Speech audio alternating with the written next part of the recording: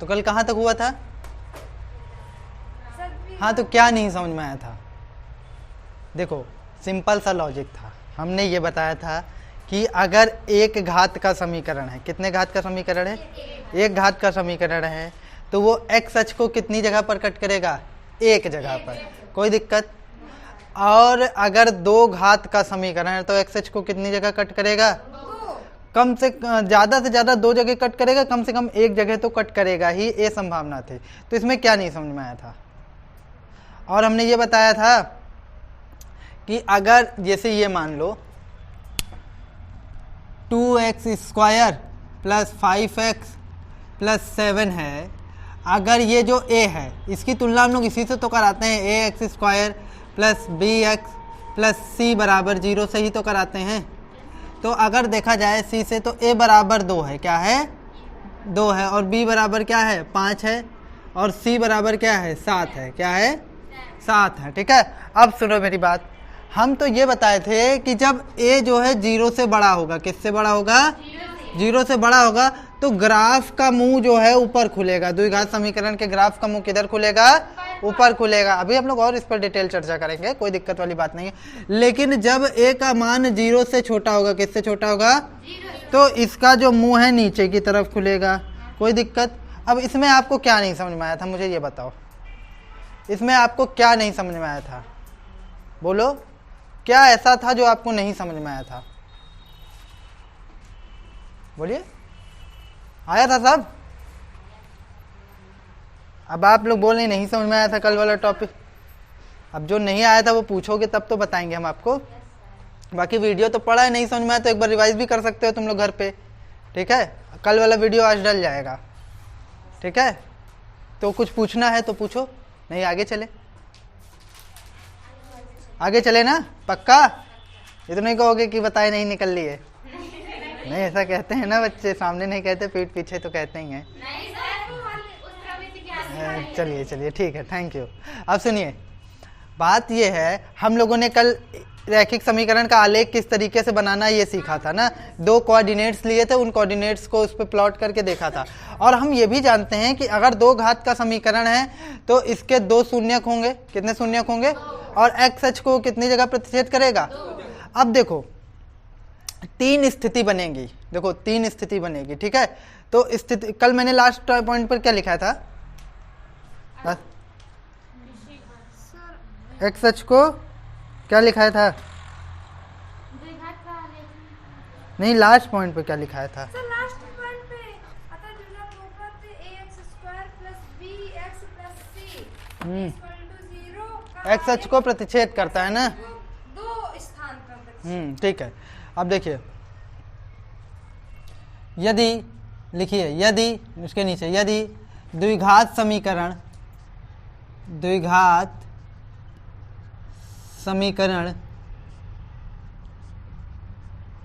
अच्छा, एक चीज जान लो, कभी मैं बहुपद यूज कर देता हूं तो कभी समीकरण यूज कर देता हूं, इसमें थोड़ा सा डिफरेंस जान लो।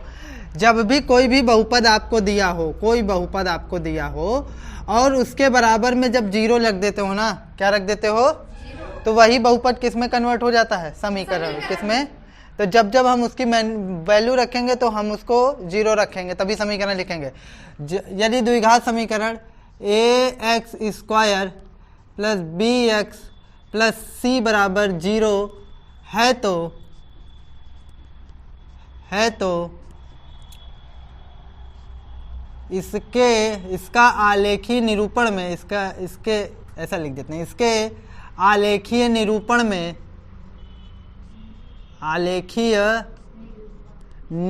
में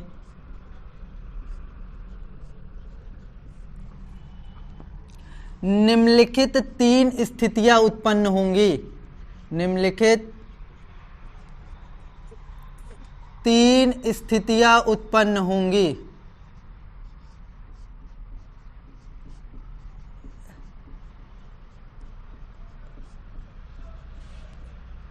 ठीक, अब देखो कौन सी तीन स्थिति उत्पन्न होगी। स्थिति फर्स्ट, देखो तीन स्थिति की मैं बात कर रहा हूं, तो हमारा मोटिव ये है, हम किसके ग्राफ को ऑब्जर्व कर रहे हैं बेटा? बताओ, बोलो।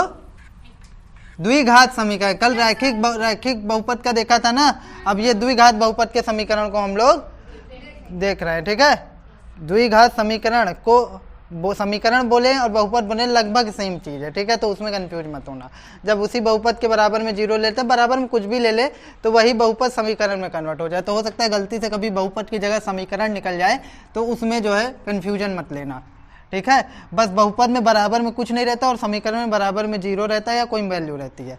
ठीक है, अब समझो, अब अगर हम द्विघात समीकरण का या द्विघात बहुपद का आलेख, बहुपद बोलना सही रहेगा, द्विघात बहुपद का आलेख खींचें तो पहले तो उसको समीकरण में कन्वर्ट करना होगा, तब तो जाकर हमको पॉइंट्स मिलेंगे। कैसे? जैसे मान लो हम इसका आलेख खींचना चाह रहे हैं a x square plus b x plus c. ठीक है, where a does not is equal to zero. इसको तो एफ एक्स बराबर कुछ मानना पड़ेगा ना, तो फिर वाई बराबर जो हो जाएगा a x square plus b x plus c. ठीक है, तो इस तरीके से। अब सुनो मेरी बात, तो ये द्विघात बहुपद का हम लोग क्या खींच रहे हैं?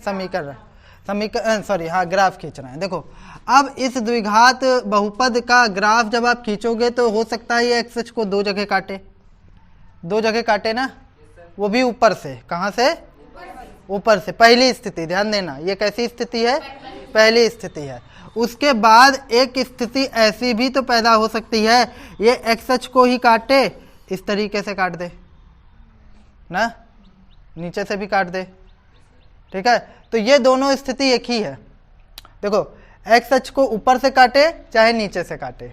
ठीक है, तो रीजन ये है कि ये दो जगह पे इसको कट कर रही है, तो इसके कितने शून्यक होंगे? अच्छा ये बताओ, अगर ऊपर की तरफ मुंह खुला है इसका मतलब क्या हुआ? हाँ, वेरी गुड, बहुत अच्छा पॉइंट है। देखो ये लड़की ध्यान दे रही है, बहुत अच्छा पॉइंट है। और अगर इसका मुंह नीचे की तरफ है तो इसका मतलब क्या हुआ? ए जीरो से छोटा है। कोई दिक्कत? ये पहली स्थिति हो गई, ये दोनों पहली स्थिति है। ठीक है, ये दोनों पहली स्थिति है। अब देखो, अब एक केस ऐसा भी बनता है जिस केस में उसका जो ग्राफ है ना, वो उसको टच करके केवल निकल जाता है। टच करके क्या करता है? एक्स अक्ष को केवल टच करके निकल जाता है। तो केवल अगर टच करेगा तो भी उसके शून्य कितने होंगे? दो, एक नहीं होंगे, तब भी दो ही होंगे, लेकिन वो दोनों सेम होंगे, इसलिए उनको एक माना जाता है। जैसे कभी कभी तुम लोग ऐसे हल करोगे, अगर मैं द्विघात बहुपद का मूल निकालने का प्रयास करूं, तो इस द्विघात बराबर शून्यक निकालने का प्रयास कर रहा हूं, तो ये हो जाएगा x square plus 2x plus 2x plus 4। कोई दिक्कत? बराबर जीरो। तो यहाँ से x ले लेंगे तो x प्लस 2 और यहाँ से प्लस 2 ले लेंगे तो x प्लस 2 ना, बराबर जीरो। तो यहाँ पर हो जाएगा x प्लस 2 और ये हो जाएगा x प्लस 2। तो अब इसके आप शून्यक निकालो तो x बराबर -2 और यहाँ शून्यक निकालो तो यहाँ भी -2। तो दोनों कैसे? देखो, शून्यक भले दो निकले हैं लेकिन जो है सेम है, दोनों क्या हैं? तो इस स्थिति में ऐसा आलेख बनेगा। कैसा आलेख बनेगा? इस तरीके का आलेख बनेगा। कोई दिक्कत? तो और एक चीज और होता है बेटा, समझो, कभी कभी क्या होता है, इसी का आलेख इसको कहीं टच ही नहीं करेगा, ऐसा कुछ बन जाएगा। हाँ, तो इस स्थिति में द्विघात समीकरण का कोई भी वास्तविक मूल नहीं होता। कोई भी मूल नहीं होता वास्तविक। कैसा मूल नहीं होता? वो काल्पनिक में पहुंच जाता। अब काल्पनिक तुम लोगों के सिलेबस में नहीं है। ठीक है, तो यहाँ हमने दो स्थिति सीखी कि एक्स अक्ष को दो स्थान पर काटेगा, चाहे ऊपर से काट सकता है चाहे नीचे से काट सकता है। तो इस स्थिति में इसके दो शून्यक होंगे, और अगर सिर्फ टच करके निकल जाता है, किसको? वाई अक्ष को, वाई एक्स अक्ष को। किसको? एक्स अक्ष को केवल टच करके निकल जाता है। इस केस में भी इसके दो शून्यक होंगे, लेकिन दोनों शून्यक क्या होंगे? सेम होंगे। क्या होंगे? सेम होंगे। कोई दिक्कत? लेकिन अगर ना एक्स अक्ष को कहीं टच ही नहीं करता तो इस केस में इसके कोई भी वास्तविक शून्यक नहीं होंगे, आल्दो काल्पनिक होंगे, लेकिन वो हमारे सिलेबस में नहीं है। ठीक, कोई प्रॉब्लम? ऐसा कुछ जो नहीं समझ में आया हो तो ये कहानी आप लोग लिखे ऊपर वाली। हाँ, तो अब इसमें डाल लो स्थिति फर्स्ट। स्थिति फर्स्ट,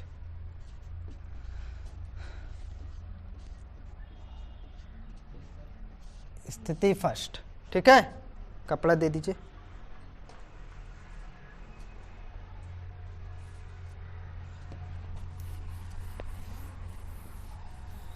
जो चीज़ नहीं समझ में आए आप हमसे पूछो, कोई दिक्कत वाली बात ही नहीं है, लेकिन शर्त यह है जैसे नहीं समझ में आए तो रिवीजन ववीजन करके आया करो।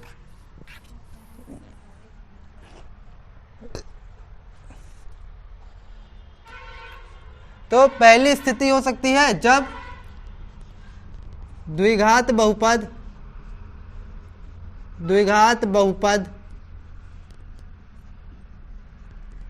ax square plus bx plus c where a does not is equal to 0 के दो अलग अलग शून्यक हों, के दो अलग अलग, अगर अलग अलग शून्यक होंगे तब कैसा ग्राफ बनेगा? अलग अलग शून्यक हों। अब जरा समझो, जैसे किसी भी बहुपद का अगर तुमको शून्यक निकालना हो तो कैसे निकालोगे?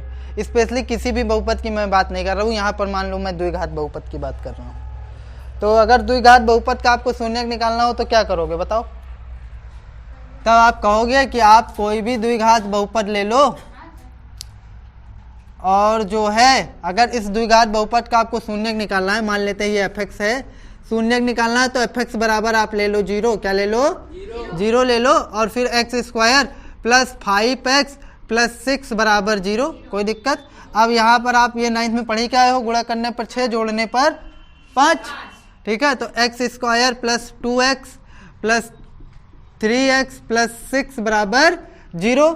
अब यहाँ से आप x कॉमन ले लोगे तो क्या बचेगा? x प्लस 2, यहाँ से आप 3 कॉमन ले लोगे तो x प्लस 2, और हाँ कहे 3 कॉमन लोगे, यहाँ 6 है, हाँ तो 2 3 कितना होता है?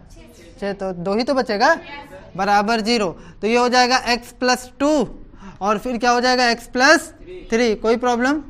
अब यहाँ दो शून्यक निकल कर आएंगे, देखो x बराबर यदि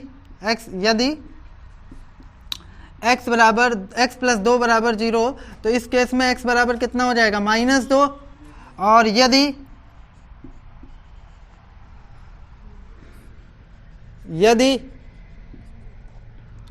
x प्लस 3 बराबर 0, तो इस केस में x बराबर कितना आ जाएगा? -3।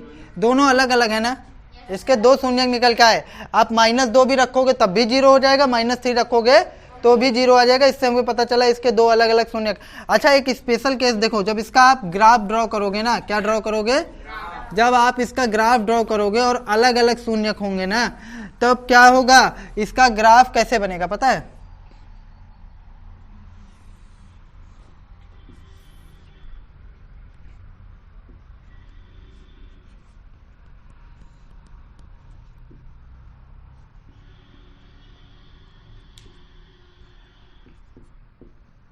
इसका ग्राफ कुछ इस तरीके से बनेगा।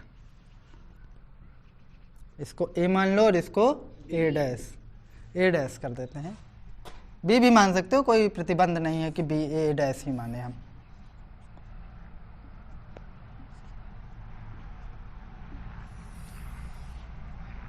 अब ऊपर खुलेगा कि नीचे खुलेगा ये तो उसकी एक की प्रवृत्ति पर निर्भर करता है ना। तो a डैश, ठीक है, समझ गए कि नहीं? इसमें स्थिति फर्स्ट डाल के ये हेडिंग डाल लिया। अब इसमें थोड़ा सा लिख लो, कुछ लिखो। वक्र fx is equal to y is equal to ax square plus bx plus c।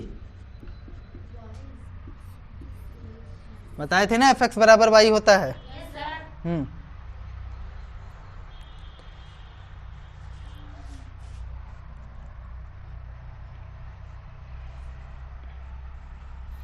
लिखे प्लस c का आलेख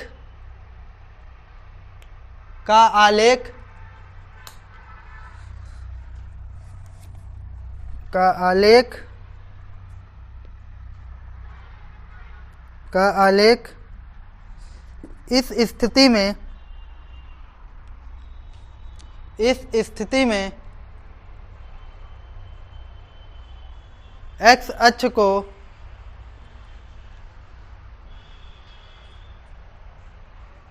दो भिन्न भिन्न बिंदुओं पर प्रतिच्छेद करेगा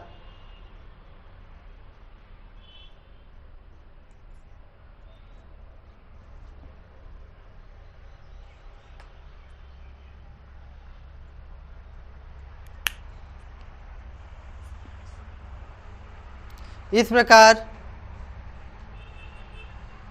इसके दो शून्यक होंगे।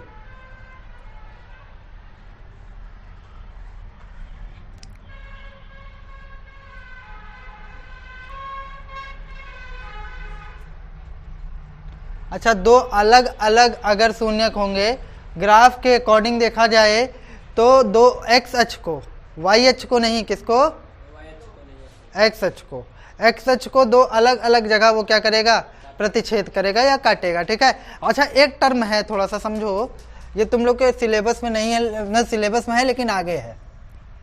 ठीक है, देखो क्या है कि इसी केस में जो होता है डी जो होता है 0 से बड़ा होता है। डी क्या होता है, 0 से। अब ये डी क्या बला है ना, डी जो होता है वो 0 से बड़ा होता है। ठीक,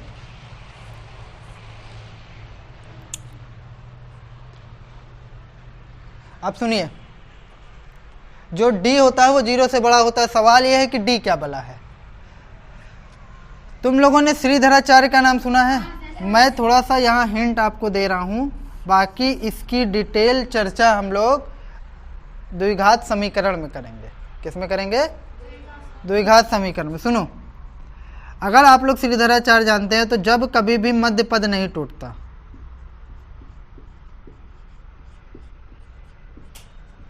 अब इसमें आप क्या करोगे, मध्य पद टूटेगा है नहीं।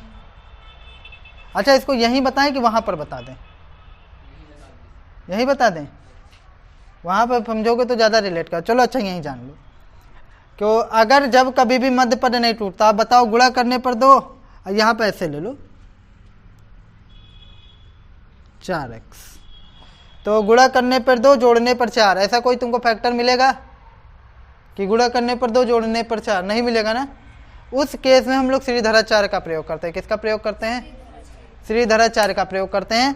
और श्रीधराचार्य जी कहते हैं अगर आपको x का मान निकालना, ये बन गया है, नहीं बना है, चलो अच्छा ये हो गया है ना। ये श्रीधराचार्य जी कहते हैं, बस एक तो रफली आइडिया ले लो। श्रीधराचार्य जी कहते हैं कि अगर आपको x का मान निकालना है तो आप एक सूत्र यूज कर दीजिए, -b plus minus under root के अंदर b² माइनस 4ac/2a ना। बोलते हैं इस पर आप abc की वैल्यू रख दीजिए और x का आपको 2 मूल मिल जाएगा। तो श्रीधराचार्य के अकॉर्डिंग देखा जाए तो इसकी तुलना हम लोग ax² plus bx plus c से कराते हैं। किससे? प्लस c से कराते हैं। ठीक, अब यहाँ पर a बराबर 1 हो जाएगा और b बराबर 4 हो जाएगा और c बराबर क्या हो जाएगा? 2 हो जाएगा। कोई दिक्कत नहीं। अब श्रीधराचार्य जी कह रहे हैं कि इसी पर सूत्र को आप रख दीजिए तो आपका जो मान होगा वो x का 2 मूल आपको निकल कर मिल जाएगा। ठीक है, हम रखेंगे नहीं, बस आपको समझा रहे हैं। अच्छा, इसमें इसको ऑब्जर्व करो थोड़ा, b² माइनस 4ac को, किसको? b² माइनस, इसी को हम लोग विविध कर यानी डिस्क्रिमिनेंट के नाम से जानते हैं। किसके नाम से? डिस्क्रिमिनेंट के नाम से जानते हैं। और अंडर रूट के अंदर देखा जाए बेटा तो b² माइनस 4ac होता है, यही होता है ना। तो इस अलग से इसको निकाल के d = b² माइनस 4ac ले लिए हम लोग, और इसको हम लोग नाम दे दिए d। क्या नाम दे दिए? d। तो यही d है वो। ठीक, अब सुनो, श्रीधराचार्य जी कहते हैं कि एक काम करो, तुमको अगर सॉल्व करना है द्विघात समीकरण, द्विघात समीकरण का फार्मूला ये है -b plus minus under root b² minus 4ac/2a। ठीक है, तो श्रीधराचार्य जी के अकॉर्डिंग अगर देखा जाए तो वो कहते हैं कि अगर रूट में माइनस आ जाता है तो वो वास्तविक संख्या नहीं होती। क्या होती है? वास्तविक संख्या नहीं, काल्पनिक होती है। जैसे रूट के अंदर -5 आ गया तब हम इससे डील नहीं करेंगे। हाई स्कूल में हम लोग इससे डील नहीं करते। रूट के अंदर अगर माइनस आ गया तो हमको इससे डील नहीं करनी है। तो जब हमको डील करनी ही नहीं है तो हमको पूरा फार्मूला अप्लाई करने की क्या ज़रूरत है? हम पहले डी निकाल लेते हैं, और अगर रूट के अंदर माइनस आ गया तो हम कह देंगे कि मूल क्या है? काल्पनिक है। क्या है? काल्पनिक है, वास्तविक है नहीं, तो हम इसको सॉल्व करेंगे ही नहीं। समझ गए? तो उसी के अकॉर्डिंग देखा जाए तो जब डी 0 से बड़ा होता है, डी 0 मतलब मान लो डी क्या, डी मतलब क्या, उन्होंने बी स्क्वायर माइनस 4ac निकाला, डी का मतलब क्या, एक 9 में अगर बोला जाए कि डी 0 से बड़ा है, इसका कहने का क्या मतलब हुआ कि बी स्क्वायर माइनस 4ac 0 से बड़ा है। मान लो आपने कैलकुलेट किया और 5 आ गया, क्या आ गया, तो 0 से बड़ा है। तो इस केस में अगर विवितकर के अकॉर्डिंग चलो तो अगर डी 0 से बड़ा है तो इस बहुपद का जो आलेख है, जो वक्र बनेगा, एक्स अक्ष को दो अलग अलग बिंदुओं पर प्रतिच्छेद करेगा। इसका मतलब इसके दो अलग अलग मूल या शून्यक होंगे। अब समझ में आया, इसके अकॉर्डिंग भी और द्विघात सूत्र के अकॉर्डिंग भी, दोनों के अकॉर्डिंग समझ गए, ठीक है।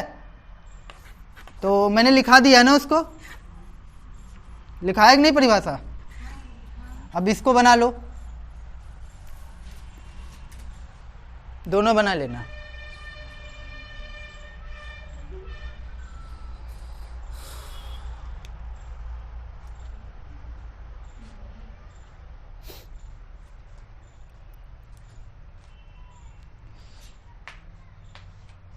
कोई ऐसा जो ना समझ में आ रहा हो, कुछ कंफ्यूजन?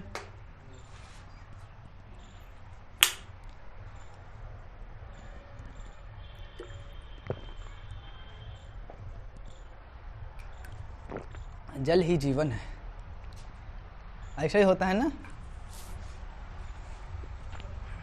जब विष्णु पुराण देखो तो उसमें बताएंगे विष्णु ही सब कुछ हैं, विष्णु से ही सबकी उत्पत्ति हुई है।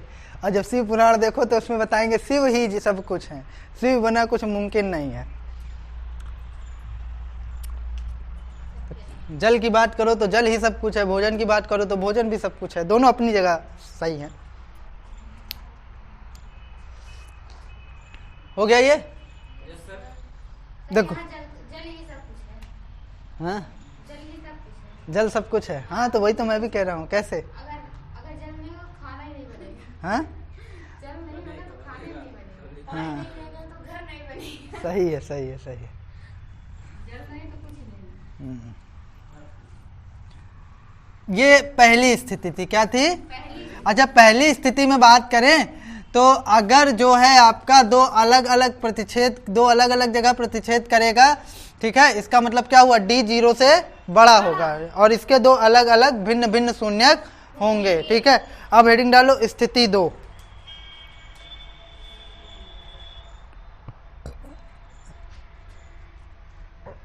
ये दो समान शून्यक हो, क्या हो, समान शून्यक हो, यानी d बराबर 0। इस बार हम जब d कैलकुलेट करते हैं ना विवितकर के टर्म में, तो अगर दोनों सेम आना होता है तो विवितकर के हिसाब से 0 आ जाता है। क्या आ जाता है, d क्या आ जाता है, 0। जरा समझो क्यों। देखो x इज इक्वल टू क्या होता है, minus B plus minus under root के अंदर बी स्क्वायर माइनस 4ac अपान 2a। तो अगर इसको 0 कर दो, 0 कर दिए 2a, तो अब 0 जोड़ो घटाओ कोई फर्क पड़ना नहीं है और रूट से निकल भी जाएगा 0। तो ये कुछ इस तरीके से हो जाएगा।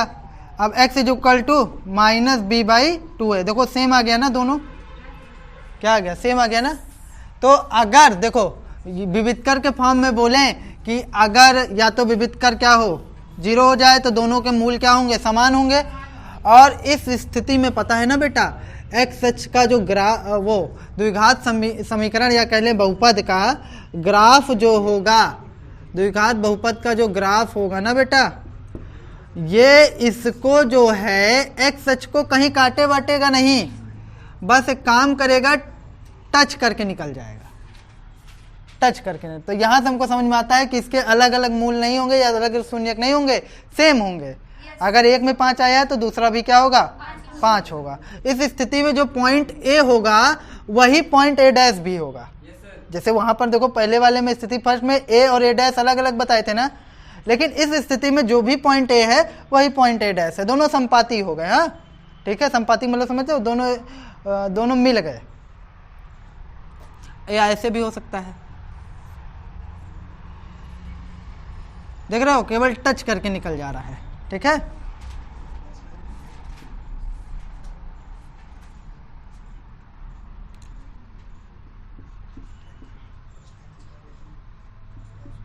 तो लिखो, पहले इसमें लिख लो, इस स्थिति में बहुपद, इस स्थिति में बहुपद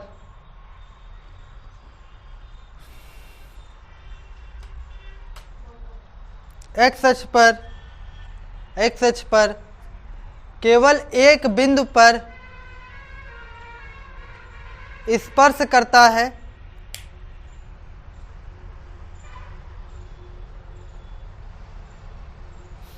केवल एक बिंदु पर स्पर्श करता है तथा बिंदु ए तथा ए डैश, तथा बिंदु ए तथा ए डैश संपाती हो जाते हैं, कोलिनियर बोल सकते हैं एक तरीके से।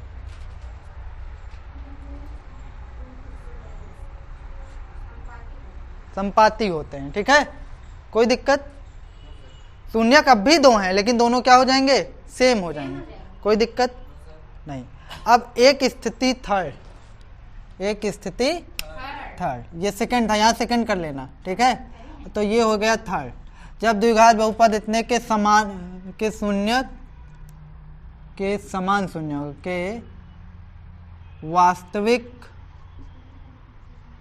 शून्यक ना हो, वास्तविक शून्यक ना हो, यानी कि डी क्या होगा इस बार बताओ बेटा? पहली बार में 0 से बड़ा हो गया जब वास्तविक शून्यक था, दूसरी हाँ छोटा होगा, क्या होगा? छोटा होगा। अगर विविधकर, अभी इसको हम लोग और डिटेल पढ़ेंगे लेकिन यहाँ नहीं है, तो डी से क्या होगा? 0 से छोटा होगा। तो किसकी तरफ मुंह खोले? डी की तरफ, 0 की तरफ, ठीक, कोई दिक्कत? 0 बड़ा होगा यानी कि डी जो होगा 0 से छोटा होगा। इस स्थिति में पता है क्यों? देखो क्या होगा, जैसे ही तुम विविध कर निकालोगे -5 आ जाएगा, तो 5 0 से छोटा है ना, ठीक है। अब इस स्थिति में जब तुम आलेख बनाओगे ना, आलेख खैर तुमको बनाना नहीं है इसका, बस देख कर बताना है। इस स्थिति में जब तुमको इसका आलेख बनाओगे ना, तो ना एक्स को काटेगा ना छुएगा, बस ऊपर की तरफ उड़ता चला जाएगा, ठीक है।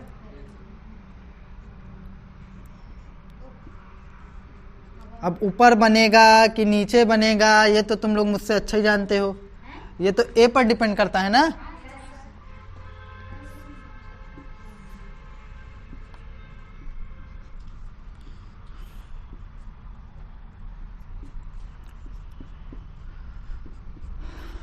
जीवन,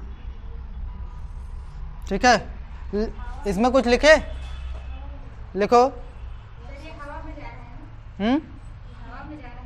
कौन हवा में जा रहा है? अरे सर वो ये तुम लोग को समझ में आ रहा है कि नहीं? हाँ, ऐसा भी होता है ना, जब नहीं समझ में आता तो इंसान कहता है सब हवा में जा रहा है।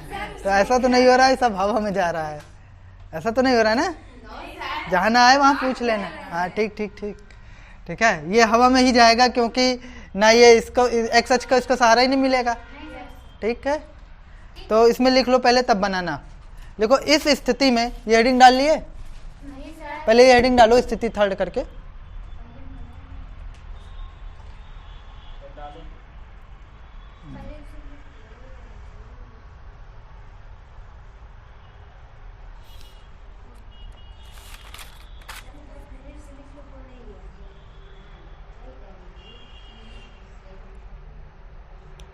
कोई दिक्कत? अब सुनो मेरी बात, लिखो इसमें, इस स्थिति में बहुपद का आलेख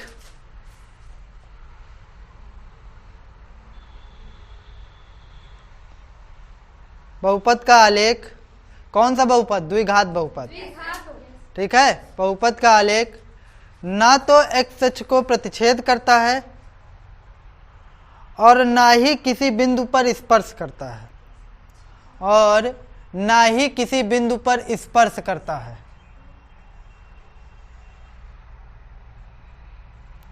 ना ही किसी बिंदु पर स्पर्श करता है।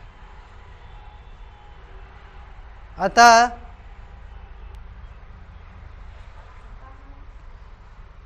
इस अवस्था में या इस हालत में नहीं, आपको समझाने के लिए उस चीज को थोड़ा सा बताना, हाँ, इस अवस्था में द्विघात बहुपद का कोई वास्तविक शून्यक नहीं होता है। ये कहना गलत होगा कि कोई शून्यक नहीं होता है, क्योंकि जब 11 में काल्पनिक संख्या पढ़ लोगे ना तब तुम लोग खुद ही निकाल के बैठ जाओगे कि ये देखिए यहाँ भी तो ना आ गया इसका। हाँ, वास्तविक नहीं मिलेगा, काल्पनिक भले मिल जाएगा, समरस में चले जाएंगे हम लोग। ठीक है, समझ गए? कोई दिक्कत? देखो हम लोग रैखिक बहुपद सीख लिए, उसका आलेख सीख लिए, और द्विघात बहुपद सीख लिए, और उसके आलेख का बिहेवियर सीख लिए कि कैसे बनेगा, लेकिन बनाया नहीं एक्चुअल में। बनाओगे तो बन भी जाएगा। अच्छा, मेरा एक सवाल है, तुम लोग के सिलेबस में नहीं है, अगर मुझे बनाना हो तो कैसे बनेगा? अभी तो हमने सिर्फ उसके नेचर को समझा है ना कि अगर ऊपर बन गया तब 2 जगह प्रतिच्छेद कराता हो तब कैसा होगा, लेकिन अगर बनाना हो तो कैसे बनेगा? सिलेबस में नहीं है ये, मैं बस अपने से कह रहा हूँ। सबसे पहले y बराबर लेट कर लो, जो भी हो। अब ग्राफ आपको बनाना है तो x को कोई वैल्यू दे दो, 0 दे दो। तो जैसे ही आप 0 दोगे तो क्या हो जाएगा, 0 का स्क्वायर प्लस 2, तो y is equal to 0 plus 2, यानी y इज इक्वल टू 0। ठीक है, यानी जब आपने x को क्या, यहाँ पर 2 होगा, x को जब आपने 0 वैल्यू दी है तो यहाँ पर 2 मिल गया। ठीक है, कोई दिक्कत? इसी तरह एक कोऑर्डिनेट्स मान लो और निकाले, 1 और 5 आ गया, मान लेते हैं, ऐसा आएगा नहीं। एक कोऑर्डिनेट्स और निकाले, 3 और 8 आ गया। ठीक है, तो फिर हम ग्राफ ऐसे करेंगे, यह है नहीं सिलेबस में जानो।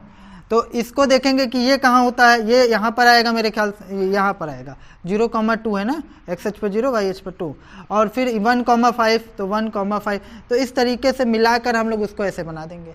कोई दिक्कत? तो वो है नहीं सिलेबस, लेकिन अगर आप ग्राफ पेपर के थ्रू बनाना चाहो तो बड़ी इजीली बन जाएगा। क्या करना है, जैसे हम लोग पीछे एक चर के रैखिक समीकरण में देखे थे ना, कैसे बनाए थे वहाँ पर 9th में, x की वैल्यू को चेंज करते जाते थे, कॉरस्पॉन्डिंग y की वैल्यू मिलती जाती थी, पॉइंट्स को रखते थे, फिर वहाँ पर रैखिक समीकरण था इसलिए सीधी लाइन बन जाती थी। यहाँ रैखिक समीकरण नहीं है, द्विघात समीकरण है, इसलिए पैराबोलिक जाएगा, ऊपर जाएगा नीचे जाएगा। ठीक है, समझ रहे हो? अब द्विघात समीकरण सीख गए, समीकरण बोले या बहुपद बोले उससे कंफ्यूज मत होना, लगभग दोनों सेम ही होते हैं, लेकिन सेम नहीं भी होते हैं, जान लेना। जैसे अगर मैथमेटिकली बोले तो सेम नहीं होते। द्विघात बहुपद क्या होता है, उसके बराबर में कुछ नहीं होता है, या fx बराबर ax square plus bx plus c, ये द्विघात बहुपद है। लेकिन अगर इसी के इक्वल में हम लोग 0 कर दें या y कर दें, कुछ कर दें, तो ये द्विघात समीकरण कहलाएगा। ठीक है, कोई दिक्कत नहीं ना? अब सुनो मेरी बात, हेडिंग डाल लो, त्रिघात बहुपद का आलेख। त्रिघात बहुपद का आलेख,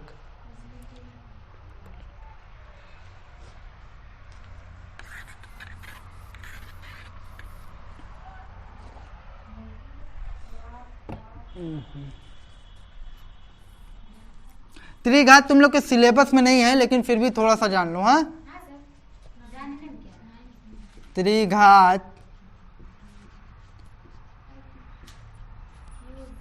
बहुपद का आलेख।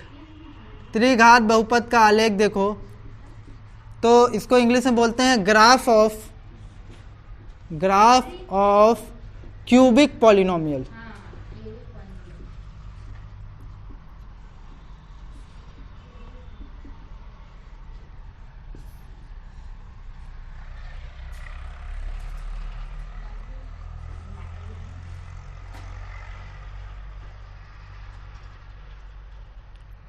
अच्छा, अगर त्रिघात बहुपद है तो इसके बारे में तुम लोग क्या कह सकते हो, बताओ?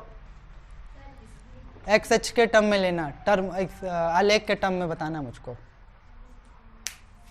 तो अच्छा, जो कुछ जानते हो वो बता दो। हाँ, त्रिघात बहुपद है तो इसमें, हाँ बोलो। हाँ, चर की अधिकतम घात कितनी रहेगी, और एक्स एच को कम से कम कितनी जगह पे, कम से कम, हाँ कम से कम एक जगह तो जरूर काटेगा। हो सकता है तीनों सेम हो जाएं, तो एक जगह स्पर्श करने का मतलब क्या, लगभग काटा ही है समझो। स्पर्श करने का मतलब कम से कम एक जगह, और अधिक से अधिक कितनी जगह, 3 जगह, कितनी जगह? क्योंकि 3 से ज़्यादा हो ही नहीं सकता, त्रिघात है ना, तो इसमें लिखो त्रिघात बहुपद का आलेख या ग्राफ, त्रिघात बहुपद का आलेख या ग्राफ। अच्छा लिख दिया करें क्या? नहीं ना, ठीक है, आप लोग भी बताइएगा लिखना है कि नहीं। ठीक है, हाँ तो लिखो, यदि त्रिघात क्या लिखे हो? त्रिघात बहुपद का आलेख x अक्ष को कम से कम एक जगह, x अक्ष को कम से कम एक जगह और अधिक से अधिक 3 जगह प्रतिच्छेद करता है।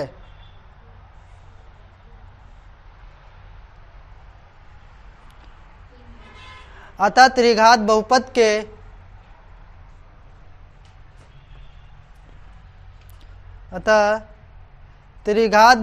के अधिक से अधिक 3 शून्यक हो सकते हैं। अधिक से अधिक कितने शून्यक हो सकते हैं? 3 शून्यक हो सकते हैं।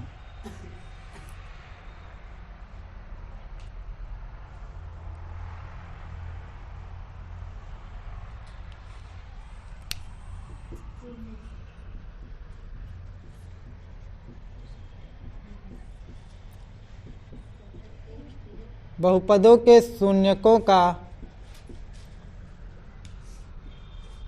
ज्यामितीय अर्थ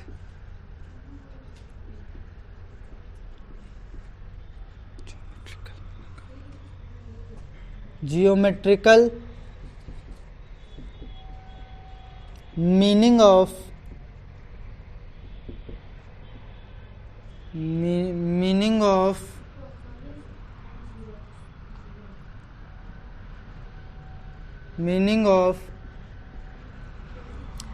polynomial zeros,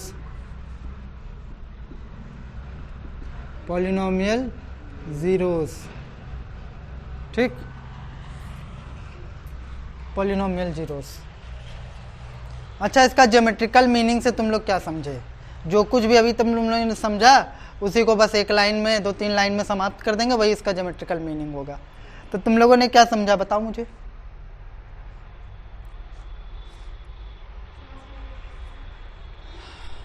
तुम लोगों ने ये समझा कि अगर रैखिक बहुपद है तो इसका आलेख एक सीधी रेखा बनेगा और x अक्ष को एक जगह प्रतिच्छेद करेगा, और अगर द्विघात बहुपद है तो इसका ग्राफ जो है पैराबोलिक बनेगा, हाँ, परवलय के आकार का, और x अक्ष को 2 जगह प्रतिच्छेद करेगा अधिक से अधिक।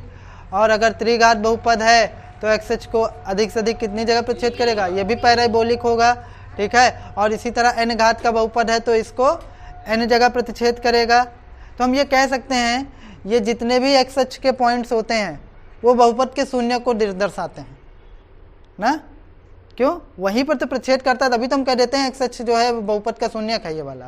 क्या कभी y अक्ष को तुम बहुपद का शून्यक कह सकते हो क्या? y अक्ष पे करता है तो हम लोग उससे कोई मतलब ही नहीं रखते, हम लोग सिर्फ मतलब इससे रखते हैं। तो x अक्ष को हम ऐसा नहीं कह सकते कि ये x अक्ष के जो पॉइंट हैं ये बहुपद के शून्यक हैं। कह सकते हैं? क्यों नहीं कह सकते? जब वहां पर कट करता है x अक्ष को, जैसे सपोज करो ये है, x अक्ष के पॉइंट को ही तो कट कर रहा है, x अक्ष के नंबर्स को, जो भी इसमें नंबर है लाइन को, तो इसके पॉइंट्स ही तो डिसाइड करते हैं x अक्ष के कि ये बहुपद का शून्यक क्या होगा। तो हम ये कह नहीं सकते कि जो x अक्ष के जो आपके नंबर होते हैं, जो पॉइंट्स होते हैं, वो बहुपद के शून्यक को दर्शाते हैं। हाँ, ये बहुपद के शून्यक को ही दर्शाते हैं, क्योंकि यही पॉइंट्स तो लेते हैं। सपोज करो अगर ये जाकर मान लो ये 1, ये 2, ये 3 और ये 4, तो अगर ये इसको इस तरीके से कट करेगा तो इस बहुपद के 2 शून्यक हो जाएंगे। कितने शून्यक? 2 शून्यक, एक 1 और एक 2, ठीक है, इस तरीके से। तो आगे कट करता तो हम आगे भी शून्यक बोल देते। तो हम ये कह सकते हैं ना बेटा कि जो x अक्ष के पॉइंट्स होते हैं वो बहुपद के शून्यक ही हैं, एक तरीके से देखा जाए तो। अब डिपेंड करता है कि आप 2 घात के बहुपद ले रहे हो तो x अक्ष को कितनी जगह काटेगा? 2 जगह। 3 घात का ले रहे हो तो 3 जगह, 4 घात का ले रहे हो 4। तो अल्टीमेट देखा जाए तो जो x अक्ष के जितने भी पॉइंट्स हैं वो बहुपद के शून्यक ही तो हैं। हाँ, ठीक, यही समझाना था। चलो अब देखो, इसमें लिखो कि रैखिक बहुपद का आलेख, रैखिक बहुपद का आलेख एक सीधी रेखा होता है। रैखिक बहुपद का आलेख एक सीधी रेखा होता है तथा यह एक्स अक्ष को तथा यह एक्स अक्ष को एक बिंदु पर प्रतिच्छेद करता है।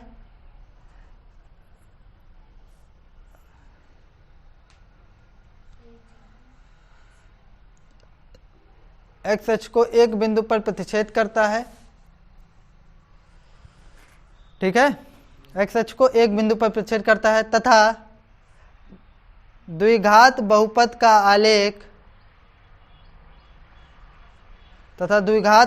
का आलेख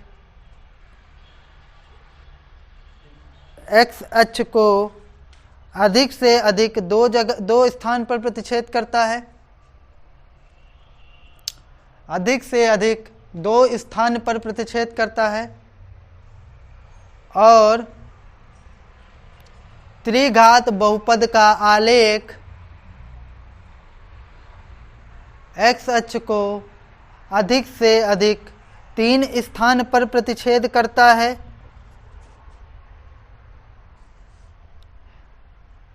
इसी प्रकार, या इसे लिख सकते हो इसी क्रम में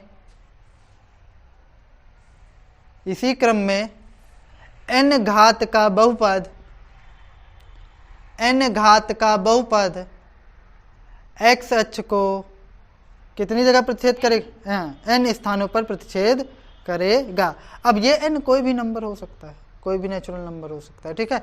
n स्थान पर प्रतिच्छेद करेगा। उसके आगे लिखना अर्थात इसी प्रकार से n घात का बहुपद x अक्ष को n स्थानों पर प्रतिच्छेद करेगा।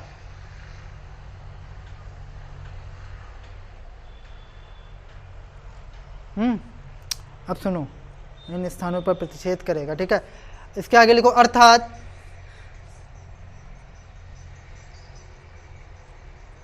x अक्ष के बिंदु बहुपद के शून्यक को दर्शाते हैं।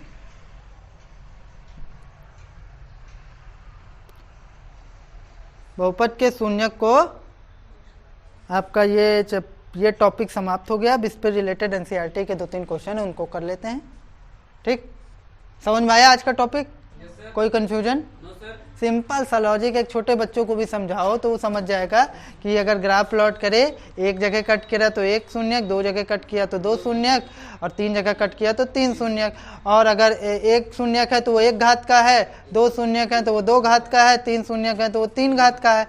अब फिर 2 घात में थोड़ा स्पेशल वैरायटी ला दी है हम कि अगर 2 अलग अलग जगह कट कर रहा है तो 2 अलग अलग शून्यक एक ही जगह स्पर्श करके निकल जा रहा है तो शून्यक तब भी 2 हैं, लेकिन दोनों शून्यक क्या है? सेम है, ठीक है। और अगर प्रतिच्छेद ही नहीं कर रहा है, उड़ जा रहा है, ऊपर और नीचे उड़ जा रहा है, तो उस केस में उसके कोई वास्तविक शून्यक नहीं होंगे, ठीक। सिंपल सा केस है। ज्यादातर आपको द्विघात में ही ध्यान देना है।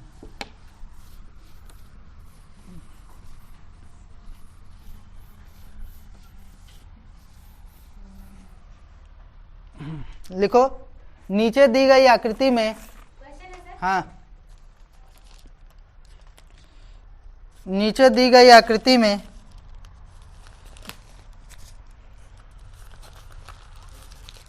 प्रत्येक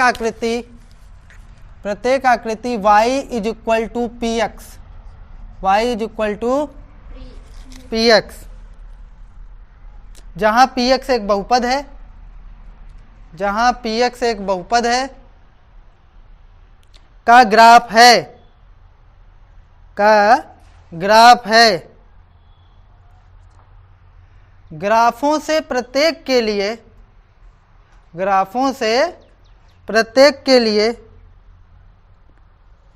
px के शून्यकों की संख्या ज्ञात करें। ग्राफों से प्रत्येक के लिए px के शून्यकों की संख्या ज्ञात करें।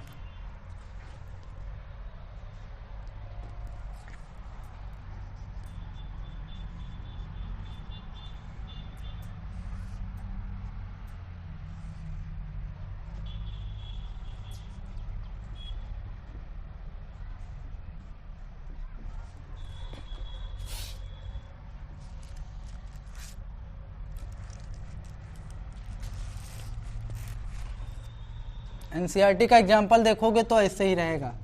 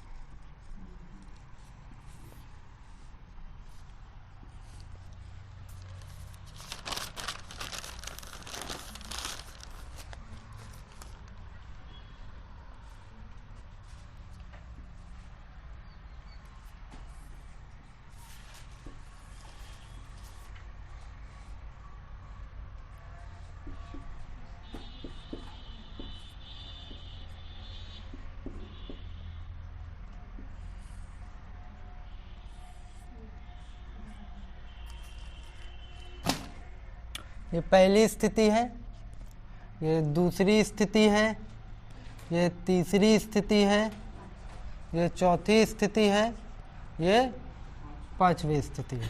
तो बताओ पहली स्थिति में बहुपद के कितने शून्यक होंगे? हाँ एक होंगे। क्यों एक होंगे? एक्स अक्ष देखते हैं ना, एक्स अक्ष को कितनी जगह कट कर रहा है? एक जगह।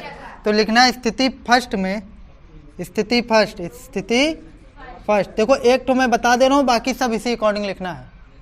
बहुपद px के, बहुपद px के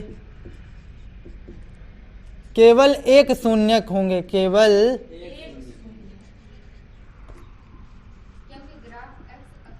हाँ अभी लिखेंगे शून्यक होंगे, क्योंकि ग्राफ एक्स अक्ष को केवल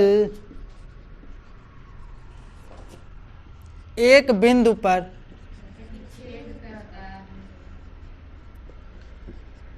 काटता है। ठीक,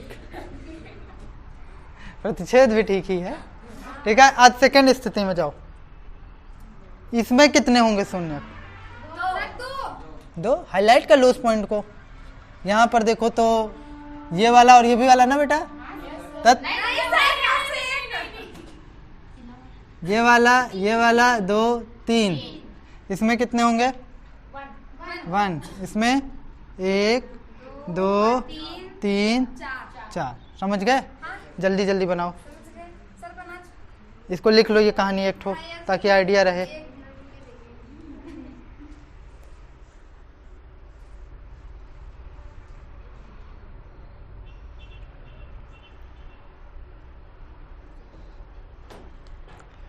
ठीक है, तो आज की कहानी आपको सार समझ में आया? कोई दिक्कत?